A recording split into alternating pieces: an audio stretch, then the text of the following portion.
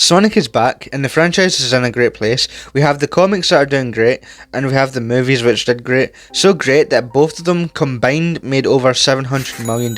And we have the third one releasing next year. We have the Knuckles show coming this year as well. We have The Murder of Sonic the Hedgehog, a fan-made game that came out for April Fools, which I personally haven't played, but it looks good. We had Sonic Prime with 2 seasons out, and a third one on the way. Season 1 of Sonic Prime was good. So was Season 2, but I did have some issues, mainly with Season 2, like how Dread had everyone turn on Sonic, and Chaos Sonic 2, that was just very annoying, and the worst part I think was the Chaos Council. These guys are just jokes, and they aren't funny at all, especially when they call 9 the wrong animal, it's just unfunny. In 2022 we had Sonic Origins, which was an alright collection. In 2023 we had Sonic Origins Plus, which just adds more Game Gear games. We also have Sonic Superstars, a new classic Sonic game with all new original zones. Now we have Sonic Frontiers, which was revealed in 2021 in a Sonic Central, and it didn't really reveal much. It just showed Sonic running through this forest with these mad cybernetic effects and this symbol thing. People speculated that it said Zap, but that's not what it says, and now the game is almost 1 year old. But anyways, let's get into the backstory. It's been 5 years since the last mainline game, which was Sonic Forces, and it's safe to say, this game wasn't the best. The story was a mess, it says stuff that the game doesn't even explain. The best example I can give is this cutscene. This is how they thought it should have been. Guys, Sonic's been trapped for days, weeks, months, even years, bro. He has no food, no water, he needs help. Baldy nose hair! Like, that's not a game, that's just bullshit. Like, come up with a better story. The game also shows off bosses that you don't even fight either. But how was the characters? Well, they aren't great. Modern Sonic feels so stiff and his level design isn't the best. Classic Sonic's jump feels really heavy too, and he also can't roll up hills, but the avatar wasn't bad. It's pretty much just modern Sonic without a boost. The level designs were done by new people. The trailer even said it was from the creator of these 2 games, but that was a lie. The game wasn't good. Now, a game people waited years for only lasted no more than 3 hours, which made a lot of people lose trust in Sonic Team. People were waiting to see what they would make next. People knew they had to come out swinging, but as we were waiting we had games like Sonic Mania Plus, which was a cool DLC, even adding new playable characters like Mighty and Ray. Team Sonic Racing, which was a good game, allowing players to team up or race solo. It even had a story mode, which was alright. They didn't do cutscenes though, they just went with text instead. Sonic Colors Ultimate, which was very buggy. Sonic Origins, which was alright, but not the best way to play the classic games. We also had the movies, which was good, and they skyrocketed Sonic's relevancy. And Sonic Movie 2, which was the best video game movie. These movies brought in so many new fans, so what were they cooking? Well, like I said, we got the next game revealed in a Sonic Central, and it showed off the cybernetic effect. After the Sonic Central, leaks started to spread around saying this game would be open world. Really? From the team who has made nothing but hallways? Alright then. But what would Sonic control like? Would it be like Forces? Would it be like the Adventure series? We would just have to find out, because on December 9th, 2021, we got the first trailer for Sonic Movie 2, and we got the first reveal trailer for this game, now known as Sonic Frontiers. It showed off the open world, and for the most part it looked really good, but the world lacked the loops and areas for momentum. It was going for something different, and different it was. Next, on June 1st, 2022, we got our first bit of gameplay via IGN that showed off 7 minutes of the game, and what a bad way to reveal the game. The gameplay was so boring.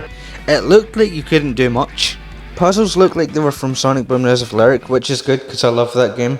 But anyways, the rest was so bad, the game looked slow, and whoever was playing kept spamming the boost button. There was rails everywhere and a lot of popping. They made Sonic walk for some reason. They killed off the dream of momentum. Next was the combat, which looked a lot better, and as time went on we seen more of the game and bosses and stuff. It started to look better. Then on August 24th, 2022, we would get the story trailer, and it revealed more cyberspace. It revealed the second island and a release date of November 8th. But now it's out. Is it good? Was the 5-year wait worth it? Well, let's find out now. We're going to start off with the story first, and oh my god, this story is great. It's the best part of the game, so let's get into it, starting with the prologue. Now, before I do say anything, I'm just going to get this out there. Go watch the prologue. It's only 6 minutes, but those 6 minutes are worth it, so pause the video and go watch it. Alright, now that you have watched it, we can begin.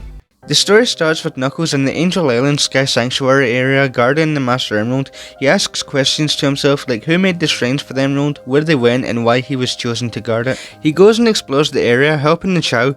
He then finds an area he's never discovered, an area that looks older than the places he's been to. He finds a portal gear and a cyberspace portal, so he enters. When he enters, he fights the enemies until he gets interrupted by this mysterious girl. He is then put in a ghost form. Next we jump over to Dr. Eggman, who is investigating the ancients to harness their power so he can, say it with me, destroy Sonic and conquer the world. No surprise there, it's literally Eggman we're talking about.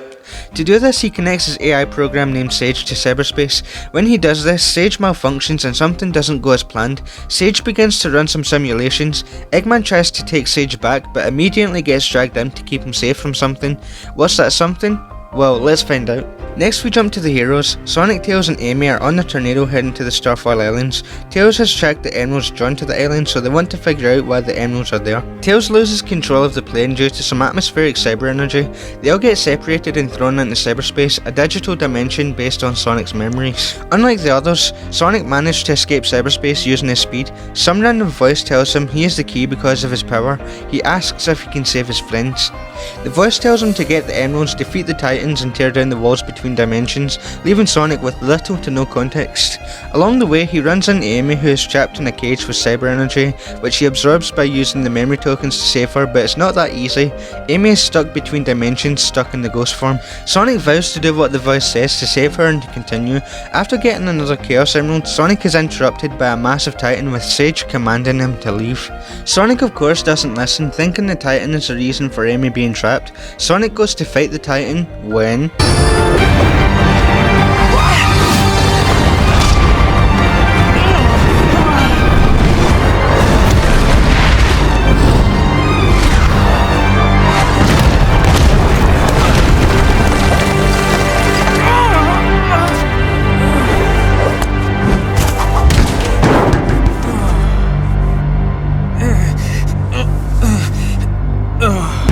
After waking up from his ass kicking, he now knows that he needs the power of Supersonic.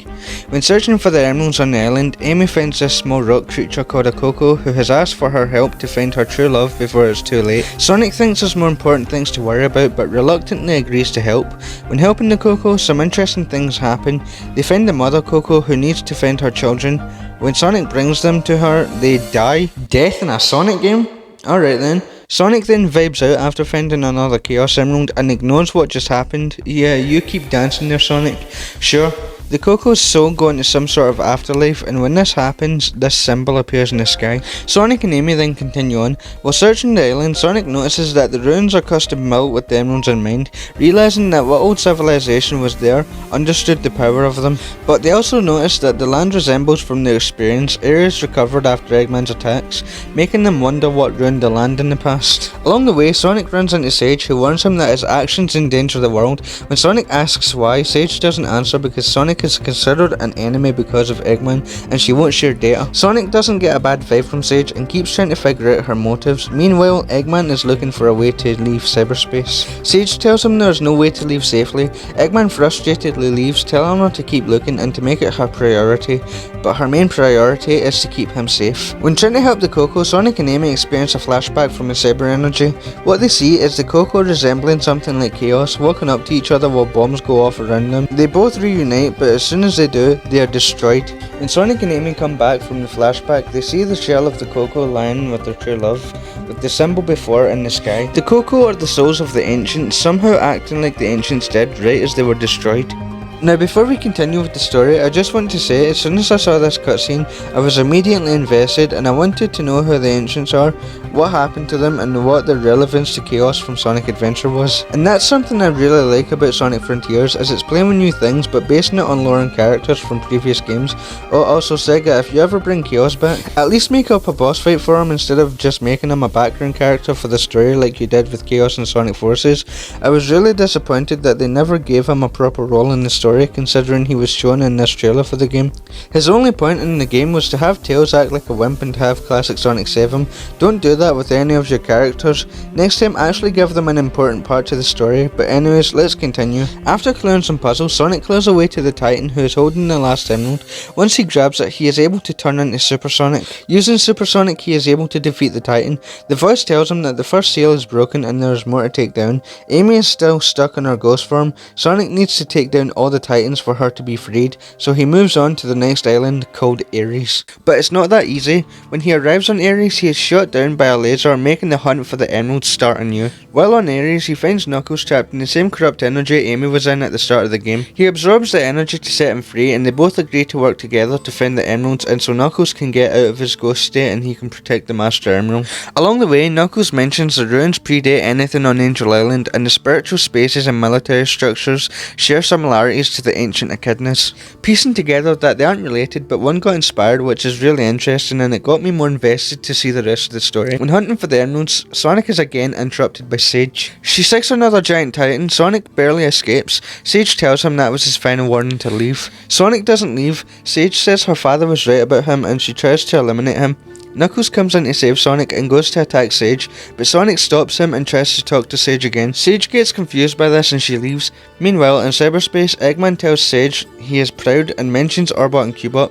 Sage becomes happy and thinks of them as her brothers. She then tells Eggman that Sonic can escape cyberspace on his own. Eggman gets impressed by this. Sage then wonders what it would be like for them to work together.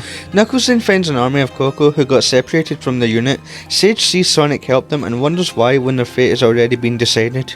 Sonic and Knuckles experience another flashback of the Ancients during a battle. The Ancients then get destroyed. After the flashback, Sonic sees all the Coco shells littered on the floor. They then find more Coco who need to get to a bunker now that they have no defences. The bunker reminds Knuckles of the ruins on Angel Island, which makes him wonder if the Ancients moved to Angel Island. They then get ambushed by enemies who want to destroy said bunker. Knuckles gets reminded of his past and wants to help them. They defeat the enemies and the Coco's souls get released. Next you get one of the best Sonic and Knuckles moments in the game. Knuckles is reminded that his people were wiped out by a cataclysm and can tell the Coco went through the same thing, and it reminds him that he is the last echidna and alone. Sonic tells him he's not alone and that he is by his side. This scene from Knuckles is relatable. Although Knuckles isn't my number one favourite Sonic character and Tails is, specifically Boomtails is, I can relate to this because nowadays you don't really have much people by your side. People just switch on you when you're not expecting it, and they turn your back on you, but you won't realise that you have someone by your side, even when it seems like there isn't anyone. But back to this cutscene, I got a bit emotional watching this scene because they don't really talk about Knuckles being the last echidna. The last time they spoke about it was in Sonic Adventure. Knuckles, who usually acts tough and hard-headed, is opening up to Sonic about his personal feelings about being alone, and Sonic being a good friend, reminding Knuckles that he is there for him, was such a good moment, and it really shows that Sonic really wants to help the others around him. Just like in Sonic Movie 2, the scene where Knuckles saved Sonic from the temple, Sonic telling Knuckles that he doesn't have to be alone anymore was such a good moment too. Sonic is just that character, and I'm glad Sega is finally making him that character again. Let's continue with the story. Sage sees this interaction and is amazed that Sonic helps people that he is at odds with and is quick to make peace. She quickly shoots down the idea and says Sonic is doomed. After getting all the emeralds, Sonic defeats the second Titan, leaving one more Titan to go. Sonic races to the next island called Chaos. When he arrives, he gets shot down by more random lasers, and it's time to hunt for the emeralds for a third time. Along the way, Sonic finds Tails and frees him by absorbing more energy, and the cyber energy is starting to take its toll on Sonic. Along the way, Tails uncovers that the areas of Chaos look like a military frontline. The Ancients were preparing for a fight. He also uncovers that the cyberspace portals are used for the Ancients to upload their thoughts and feelings, and that the Coco are the ancient spirits. Sonic has another encounter with Sage where she seeks a third Titan on him. Sonic survives and Sage leaves. Sonic tries to convince her to work with him, but Sage is still reluctant as she already ran the simulations and doesn't show any change. Sonic tells her that beings don't live off numbers or simulations, but the desire to protect loved ones. Sage then wonders if love can be converted to power, and this is starting to change Sage's view of Sonic. Later on, Tails and Sonic see a flashback, this time showing the Ancients firing at something in the sky, but they get destroyed. Tails runs into a Coco who needs help finding parts to finish building their weapon, Tails questions if this is cruel to help them since they know their battle is over. Sonic tells him they are bringing peace and Tails agrees. When they do this, the Coco mentions that they are worried because their hero didn't show, which is exactly how Tails felt in Forces. When hunting for the Emerald, Sonic and Tails talk in one of the best redemption arcs in the series. Tails mentions that when he was trapped in cyberspace, he's seen another version of himself talking down to him about being a follower and being independent, and recounts how he fell apart in Forces. This was the same scene everyone hated in that game. Sonic is concerned and he wants to talk to Tails about it, but Tails says to Sonic to get the emeralds first. While Sonic is helping the Coco, Sage talks to Tails asking how he trusts Sonic with taking down the Titans with his life. Tails tells Sage he trusts Sonic since Sonic has overcome impossible odds and he has proof to back that up. Sage appreciates this but implies that the end is near and she leaves. Sage asks Sonic what his end goal is, so Sonic replies by saying this. It varies. Sometimes it's a spinning sign, sometimes it's a big old ring. But his real end goal is to save his friend. Sage asks what if the voice in the sky is leading him to disaster. Sonic says he'll take them down too. He then tells Sage to stop being cryptic or to leave him alone. Sage then goes to Eggman and tells him the only way for him to safely leave cyberspace is to work with Sonic. Eggman quickly shoots this down. Later, Eggman deals with the cyberspace hazards. Sage comes in to save him and Eggman gets impressed and thinks of Sage as a daughter than a random robot. Meanwhile, Tails asks Sonic if he's a burden to him, explaining that he sits in the silence or follows Sonic around during a crisis. Sonic reminds him of his heroism, like when he saved Station Square and when he saved Sonic from the Deadly Six's trap. This frustrates Tails about his inconsistency, so Sonic tells him it's alright to need help and that it's a part of growing up. They help the Coco with its defences and its spirit gets freed when they tell him his hero will be proud of him. Sonic then tells Tails that he's proud of him too. This redemption arc with Tails is just a masterpiece. Seeing the team addressing the backlash from Forces is really appreciated. More on this later on. Tails then concludes that once this is all over, he wants to go out alone for a while to grow the confidence he needs. Sonic supports this and they laugh. Sage sees this and becomes a bit emotional because she wants a family with love like they have, which makes her shed a tear, which is probably Sage's first time genuinely feeling emotion. Sonic collects all the emeralds and fights the last Titan. After defeating it, it's revealed that 6 towers need to be shut down to close the walls between dimensions, and the corruption is starting to take its toll on Sonic. When he shuts down all towers, a small vision plays that gives you a big lore drop. The Ancients use the power of the Chaos Emeralds to power their engines so they can escape from their planet. As soon as they leave, a large beam instantly wipes their planet out. The Ancients are brought to Sonic's world because something is drawing the emeralds to the planet, making them lose control of their navigations. What's drawing them in is the Master Emerald. The Ancients are using cyberspace to upload their history, but learn that what wiped out their planet followed them to destroy the planet they are on now. The Ancients then create the Titans powered by the Emeralds to defeat what is headed for them. If that doesn't work, they will take the Emeralds to the Master Emerald that drew them in. The Ancients using the Titans are trying to fight what destroyed their home, but it doesn't work. One of the Ancients decide to sacrifice themselves to seal the being in the Titan and ask the rest of them to sail away in cyberspace to protect the world. He then seals the being in his Titan, sacrificing himself. Right, hold on, what is going on right now? The first Ancient decides to sacrifice himself to sail it away, but they never actually explain what the others are fighting. But anyways, Sonic has shut down all the towers, but he took on so much cyber energy that it corrupted him. Eggman begins to celebrate this. Sage tries to get him back into cyberspace before the being that wiped out the Ancients gets unleashed. After Sage says that, it wakes up. The voice that told Sonic to get the emeralds and defeat the Titans at the start of the game was indeed the same being who wiped out the Ancients and plans to consume all. Wow, I didn't see that one coming. Totally. Sonic's friends circle around him to save him and to take back the cyber energy. Wait, hold on. That worked? Alright, sure. Sage then asks Eggman to work with Sonic. He reluctantly agrees and the hunt for the emeralds start anew one last time. But first of all, where did the emeralds even go? Did he get hit with another laser out of the sky? Did they give up? They gave up. Oh my god. While on Uranus, Sonic jumps through a giant ring and he gets stopped by Eggman. Wait a minute. Sonic and Sage work together to get all the emeralds and uncover the troops behind the Ancients. Sage tells Sonic that she secured Eggman in cyberspace to protect him from danger, and that's why she tried to stop Sonic from taking down the Titans. Sage also clarifies what the Coco are and how they are related to the Ancients. They were originally lucky charms for the Ancients. They weren't designed to contain their wills, but the Coco contained the wills of them, making them wonder if the Ancients changed them, or if the Coco wanted to keep their memories alive once they were gone. She also clarifies that the Ancients uploaded their history sister into cyberspace with loved ones, so they will never truly be gone. And she reveals that she was the one who drew the emeralds back to the islands to use them with the technology to stop their old foe. Sonic is able to collect 6 emeralds, with the last one given by Eggman. He turns into Super Sonic and begins fighting the last Titan, Supreme. After defeating the Titan, the being escapes into space to gain its last true form. Sage then turns to Eggman and tells him she has to leave him to help have a chance of victory, as Super Sonic won't be able to handle it alone. Eggman in a broken voice tells Sage to fulfill her function. She gains full control of Supreme, and with Super Sonic they blast off into space for the final battle, with Eggman still broken telling Sage to be careful. They both race to space to stop the voice who wiped out the Ancients and threatening to wipe out the world. A foe who Sonic has never seen before. A foe so powerful and so great that Super Sonic can't defeat. The biggest battle of Sonic's life. Heck, the biggest threat to the world. And that foe is a moon. Wait, what? This is the end. This is what the biggest threat was. Sure, alright Sega. Anyways, with Sonic and Sage working together, they're both able to defeat the moon, but as it seems like it's over, the moon is going to explode, and at the last minute, Sage jumps into the moon to suppress it. It still explodes though. At this point, brain cells are deducting from my brain. Sage tells Sonic in a dying breath to look after Eggman. Sonic lands back on Earth. All his friends are happy and Eggman is mourning the loss of Sage. Anyways, we get this song, that sounds so dumb, by Sage thanking her father for everything. It's a very touching moment and made me feel a bit bad for Eggman. But I'm the only one who felt bad for him, because Sonic and his friends are happy celebrating. Sage just died to keep you all safe. Team Sonic get on the tornado for a new adventure, and that's it. That's the story for Sonic Frontiers. Or is it?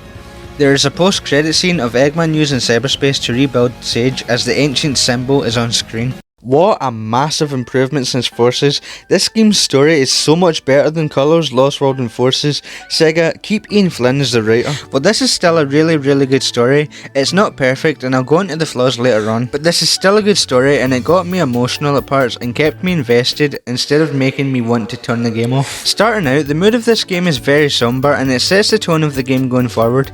Everything around Sonic when you start is very bleak, and it makes sense since he's around ruins about ancient beings that got wiped out in a cataclysm.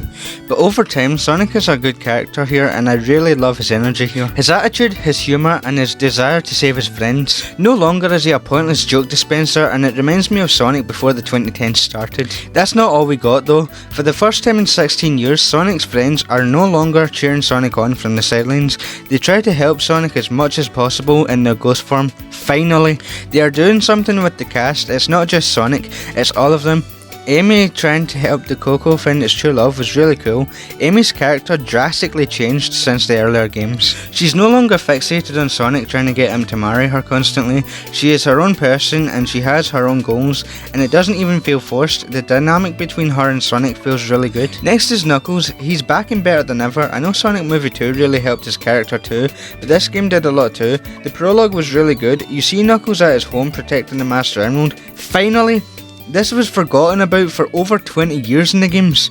You see him using his powers, gliding around, helping the child, doing everything he can to keep his emerald safe. He wants to do everything by himself without the help of others, and that's what we missed from Knuckles. He even admits that he needs help sometimes, and his relationship with Sonic is great, and it's not been seen in so long. They care for each other when they're at odds. Knuckles also likes to play fight with Sonic, keeping in that small rivalry. When he's helping the Coco get to their bunker, he's helping because their past reminds him of his past. And the events that wiped out his people, it's believable and doesn't feel forced, like this game making him the team leader. When he gets reminded that he's the last echidna, it's heartbreaking and it made me feel bad for Knuckles. And it makes it all that better to see Sonic care about his friends, reminding Knuckles that he's always going to be there for him. When Knuckles gives insight to Sonic about the structures on Ares and compares it to Angel Island, it's really interesting to see Sega expand on the lore, creating new things, but also keeping it familiar. Next, there's Tails. This is the best redemption arc in the series. One of people's biggest complaints with Tails is how Pontac and Graf royally messed up his character. Tails in Sonic Adventure had confidence and knew he could take down Eggman by himself without the likes of Sonic there to back him up. It was forgotten about and was made worse in the games until Forces. His full encounter with Sonic is him realising that he's been inconsistent and how he needed Sonic to do everything for him. It made Tails feel really ashamed of himself. When he asked Sonic if he was a burden, that got me. When he mentioned how he acted when Infinite attacked, it was great to see Sega acknowledging that. No other game company would discuss topics like that about how they messed up a character, but the way Ian did this was nothing more than genius. They can't pretend that never happened. It's best to acknowledge that it did happen so Tails can grow. It feels like Sega blatantly apologised for how they treated Tails, and it's great to see our favourite sidekick work to be independent. For someone whose favourite character is Tails, it's sad seeing what they did to him, and I'm glad he's that lovable character he once was again, who a lot of people can relate to. And that's really refreshing too, we can relate to them, something I'm sure was a lot harder for people to do between 2010 to Forces. Another positive in this franchise is that everything seems connected, and what I mean by this is when Pontac and Graf were involved in writing the game's stories, it just felt like a Saturday morning cartoon where everything that happened in those games was never acknowledged. All it felt like was Sonic saying, hey, I'm a cartoon character, this is a cartoon. The games never had a narrative and it didn't know what it wanted to be, which is something you won't say from Frontiers. They tried so hard to be something it wasn't, something simple and basic like Mario.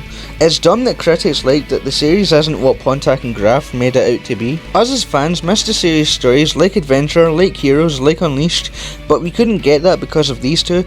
Sonic Adventure 2 is one of the most popular 3D Sonic games. This game's story is centred around a 12-year-old girl and a military operation which got hidden by the government. Now, should games go that serious? Of course not, but I'd rather have this than most of the stuff from the 2010s. I say most stuff because the 2010s brought us Sonic Boom, which I absolutely love, but anyways, going from this to this was an overcorrection from Sega.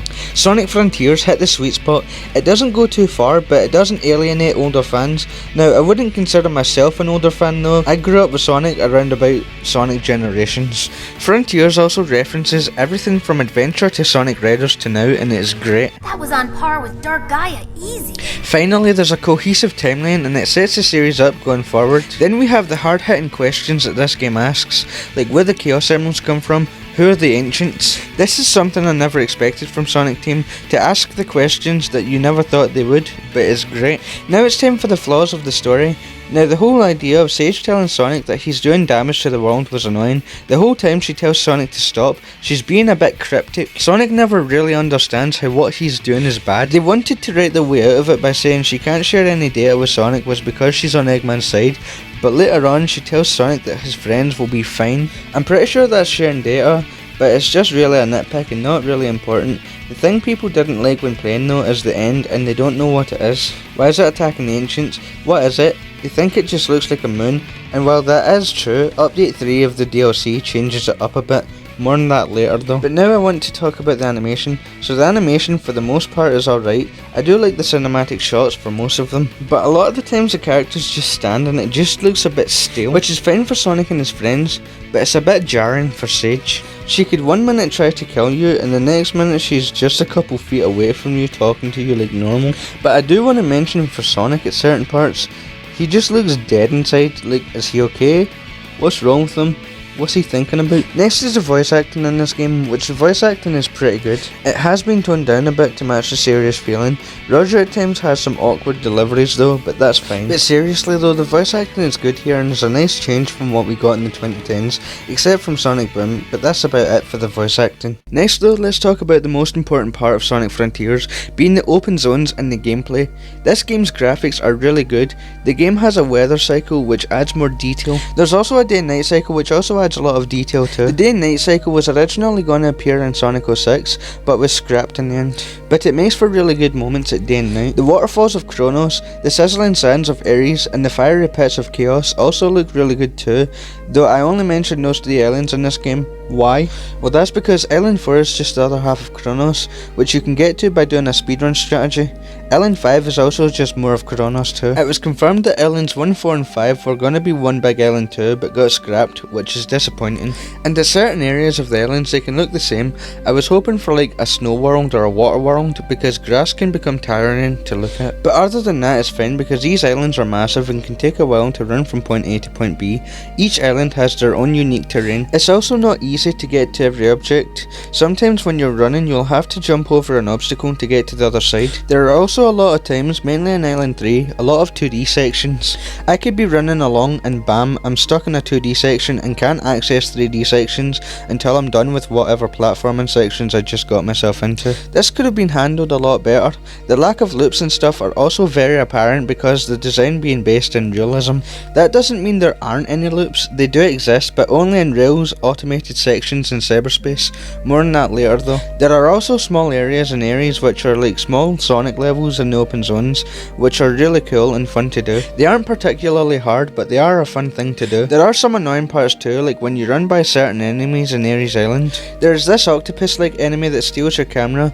It's also the same with Fortress from Chaos. Now let's talk about the gameplay. I'm gonna get this out of the way. Sonic's controls in this game mostly are great. He controls great and he can actually turn in this game. There are a lot of customizable controls too, which is pretty neat. Also, when you start a new game, it will give you an option to play on the high speed or the action style. Play on high speed style, even if this is your first Sonic game. In action style, Sonic is way too slow and it's not fun at all. There's a lack of momentum in Sonic's on-foot gameplay in this game too. That did get fixed in later updates, but more on that later. You can tell that they didn't make the world for Sonic to have momentum, but that doesn't mean momentum doesn't exist, because when you're on rails and you jump off them, you will go really far up, which is great. Like, I can be rail grinding and I boost and jump off, and I go crazy far off rails. When you boost sometimes and you stop holding the button, Sonic will just stop moving, which feels off.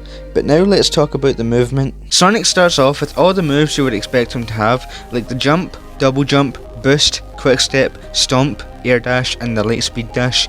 And for the first time in 3D, Sonic has the drop dash from Sonic Mania, which is pretty useful to get to areas you can't run up. Also with the stomp, if you hold down the stomp button, Sonic will do a triple stomp move, which is pretty cool and is useful at times too. Now let's talk about the combat. Sonic in this game can unleash a fury of punches and kicks. Sonic for the first time has a skill tree. There are some cool moves here. I'll name a few. We have the Psyloop, which is the main move and the first move you unlock.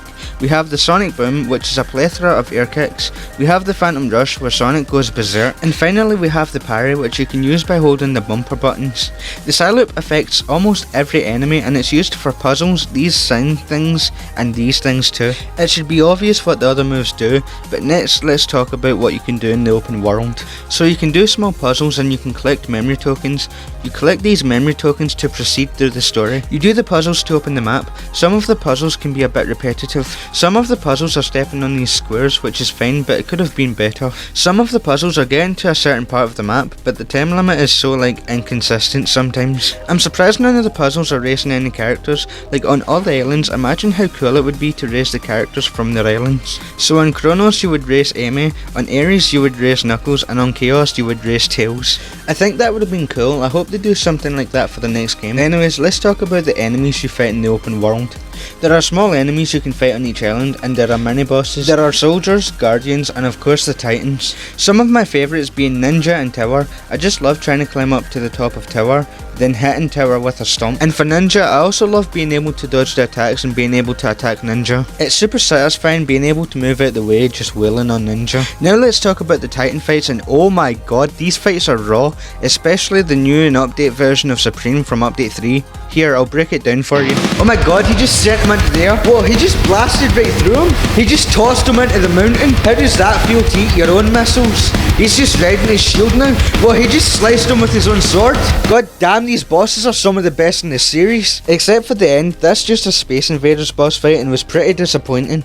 Next is Cyberspace. Now these are your typical Sonic Boost levels. These levels have 4 different themes. There's Green Hill, no surprise. There's Chemical Plant, there's Sky Sanctuary, and there's also the new theme, the City theme. The game also reuses level design from old games like Sonic Adventure 2, Sonic Unleashed, and Sonic Generations. Cyberspace also has 4 missions for each level. One being get a certain amount of rings, one being get all the Red Star rings, one being get an S rank, and one being beat the level, of course. But I just want to say, if you haven't got this game yet, watch out for 1-2. This level is the hardest level in the game, but if you use the home and attack cancel move, you'll be fine. How you do that move is you press the boost button just before you hit the enemy. It's pretty precise when you have to do it, but it's easy to do once you know how. Now we have the DLC, so let's go over it. So in update 1 we got new challenge modes, a jukebox mode and a photo mode. In the new challenges we got a battle rush where you can fight all the enemies and the titans instead of having to play through the story. The next mode we got was a Cyberspace challenge mode, which you can play through all levels, and an extreme mode where Sonic dies in one hit. The Cyberspace time was updated too to be a lower time, and enemies got stronger. Next up is the jukebox mode, where you get to collect music notes all around the Starfall Islands. The music notes allow you to listen to music from the old Sonic games. The last thing update 1 brought was a photo mode where you can pretty much make your own Sonic backgrounds. Next is update 2. In this update we got something for Sonic's birthday. We got new Cocos, new challenges again, we also got new moves. Now what they did for Sonic's birthday is they gave him this birthday outfit which looks ridiculous, though I won't lie, Sonic is rocking those shades. The Starfall Islands got decorated too, they added balloons, unfortunately they don't have collision. The boxes too are also the Sonic Generations loading screen assets. Nice. And after you beat the game 100%, you unlock a crown. Next is the Coco. These are based on platforming and speed. The Coco have different designs too, some are based on old games as well. Next we have the new modes, which is a new game plus. In this mode you get to play the whole game again with completed stats, not really special. Next are the new challenge modes. These made the game a bit difficult. I actually rage quit twice while doing these on the first playthrough. How to beat these, all you have to do is get Sonic's score up, and you can do literally anything to do that. Now the last thing in update 2 is the new moves. The new move added was the spin dash. This was probably my favourite thing in the update. It fixes momentum and you're no longer a magnet. You spin dash off hills and you will get sent flying. This was definitely the best part of update 2. Next is the final update, so let's get into it. Like I said, update 3 has brought us a new story and new playable characters. You can play as Tails, Knuckles and Amy, so let's start off with Tails. Now all these characters have a skill tree, so let's go over some of Tails' moves. So Tails has the Cyclone Boost, which is the mech suit from Sonic Adventure 2, and it's pretty cool. You can fly with it or you can drive it on the ground like a car, which is pretty cool. There are also certain things that you can do, like shooting down walls only Tails can access. You also have this eye loop for all the characters too. The trail is blue for other characters, which is a missed opportunity to make the trail colour yellow for Tails, red for Knuckles and pink for Amy. They all have the spin dash too. I've only unlocked it as Tails though, because this update is annoyingly difficult at times. Tails also has the spike stomp, which is pretty cool. He also has these wrenches you can throw too. The animation is cute and it's really cool. Tails can also fly. Next is Knuckles. He has some cool moves too. He has the heat stomp, which is pretty cool too. He has a combo attack, which is just a bunch of punches. You can abuse it and you can get the infinite jump from Sonic Boom Rise of Lyric. And you can glide too, which feels a bit weird, but it's fine for me. You can also climb things too. Last is Amy. So for Amy, she has the Psy Hammer, which is cool. And you can use these types of moves to search these sounds. Next, Amy has the card stomp, which is cool.